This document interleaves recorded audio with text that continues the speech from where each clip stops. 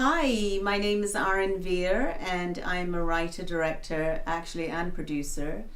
And I'm very pleased to be here today. I wrote Suburban Turban many years ago. It was a short script. It was a coming of age story about a young Indian American hipster living in New York. And basically, I just wanted to tell the story of a young man who's sort of like struggling with his identity. He's trying to sort of, fit in with his friends. And of course, it sort of goes completely against what his parents wanted for him. So that was a short film that I wrote. And then cut to literally within the year, September 11th happened. And it was really kind of pretty sort of amazing because it just turned and changed a lot of things. So I woke up one morning and quite literally had this sort of enormous urge to take the short film and turn it into a feature. I knew that there was a bigger story in there, and I knew that I just had to go and write it. So I went ahead and wrote it. Within 2 weeks I had a first draft, and I noticed that while I was writing it, I sort of injected a lot of stuff from my own childhood. And the story became bigger in the sense that now it was a story about this young Indian American hipster who wants to fit in and do all these great things. But his parents have planned like this elaborate turban tying ceremony for him at their local temple. And they are insisting that their son is ready for this sort of transition to manhood. And he's not ready. And so that's the conflict in the story, that he doesn't want to wear a turban, and now that September 11th has happened, he really doesn't want to wear a turban. It's in fact the last thing he wants to do. And so in a way, he kind of goes through sort of fighting his father mostly about this. And at the same time, he has like this aspiration. He's sort of a wannabe DJ, and he has this aspiration to win this big DJing competition. So that was sort of like the gist of the story. And over the years, it sort of evolved, I would say, into a much better project, because all through like the rejections that I had for my project, I actually managed to take the rejection and sit down and just continue to work on my script, work on the characters, work on building the story, strengthening, certain things about it. And I ended up, sort of cut to a few years later, I ended up really kind of having a nice piece of material, nice story, to the point where I had a few different companies option the script, and they were going to make the movie. At some point we were going to make the film in Canada because it was making use of the incentives out there, and it was exciting. They never questioned the fact that I could direct this story that I wrote from my heart. And eventually that went away, and then cut to a few years later, Warner Brothers was interested in it. They were excited, and by now, the elements in the movie had really grown and become very clear, like these are the things that we need to do to really make this happen. And one of them was the music really was an important component of the movie.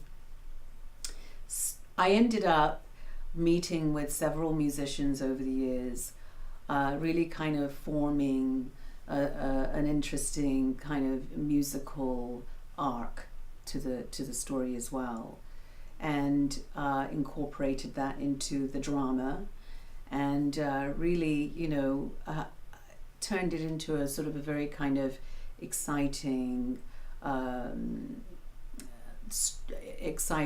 of movie that most people found interesting. And again, people were very kind of, Warner Brothers was like, let's do this, let's make this film.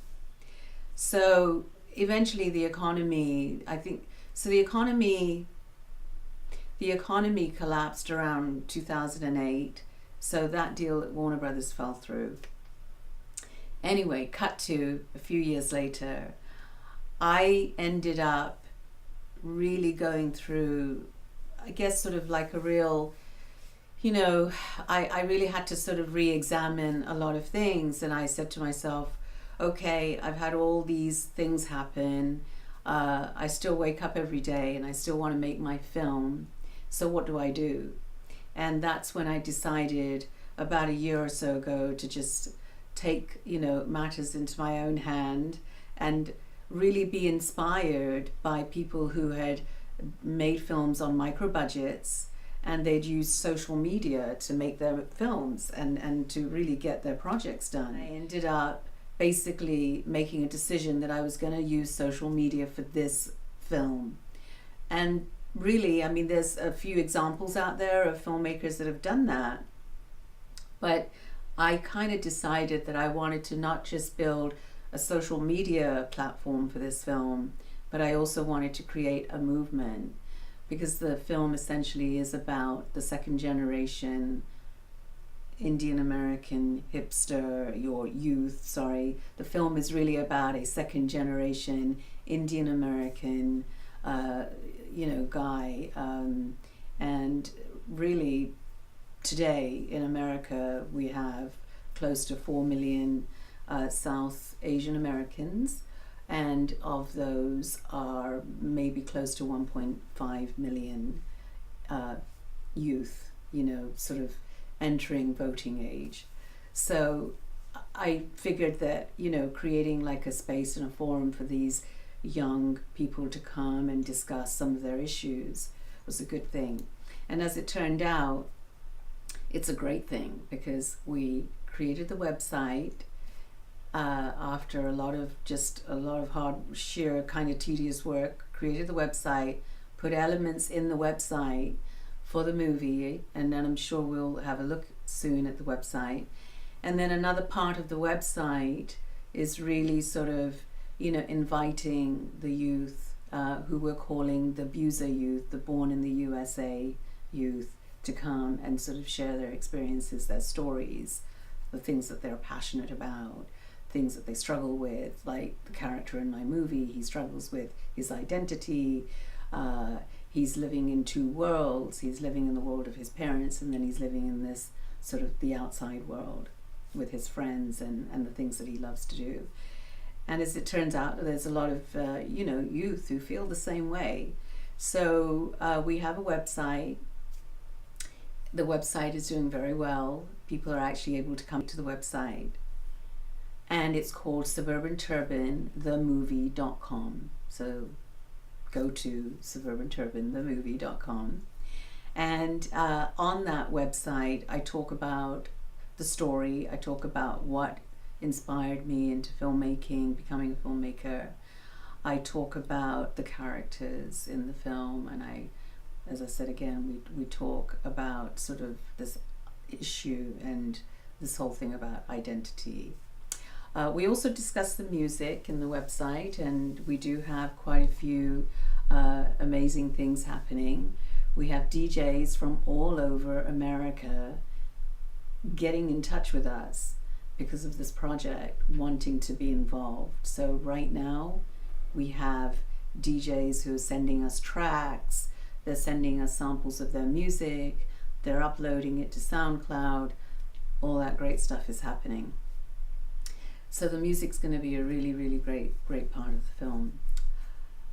Right now we're planning to set up our Indiegogo crowdfunding campaign, which is basically raising money online for a project, been done successfully by other indie filmmakers. So the plan is that in the next couple of weeks or so, we're going to be launching that site, and we're very excited. We already have one of our lead actors, and basically we're going to create a video together, and I won't say who it is. I'll wait for you to go to the site and you can find out who the actor is. And he's going to join me, and we're going to make a little video together, and that'll be the video for the crowdfunding campaign. The plan is that we shoot this film the